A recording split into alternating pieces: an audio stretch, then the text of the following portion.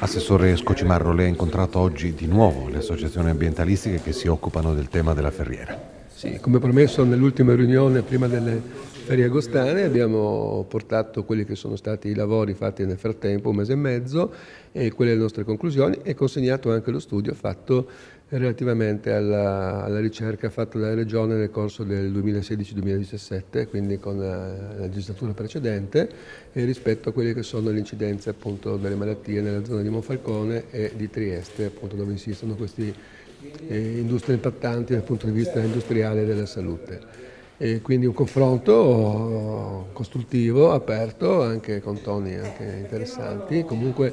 quello che penso abbiano tutti capito è che questa amministrazione regionale ha cambiato la rotta a 180 gradi, cioè noi non abbiamo intenzione assolutamente di lasciar perdere nulla, e di conseguenza andiamo a monitorare quelle che sono tutte quante le osservazioni fatte le prescrizioni fatte dall'AIA e le osservazioni che nel frattempo abbiamo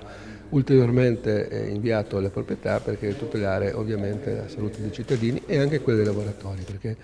non dimentichiamo che dentro lavorano più di 400 persone nell'area a caldo, e quindi il nostro interesse è anche tutelare sia dal punto di vista occupazionale ma anche dal punto di vista della salute, lavoratori e cittadini. Quindi come istituzione cerchiamo di portare avanti questa nostra idea, e contiamo appunto che nelle prossime settimane si possa avere qualche altra indicazione, e aggiorniamo la riunione anche a breve. Fra l'altro, posto che questa autorizzazione ambientale nei confronti di Logica Triestina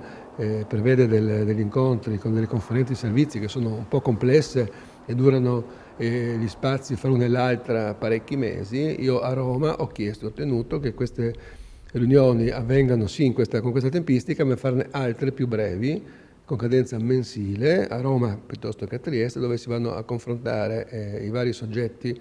compresa ovviamente la proprietà della fabbrica, andare a capire quali sono le intenzioni e quelle che sono le prescrizioni. Ovviamente, come ben si sa,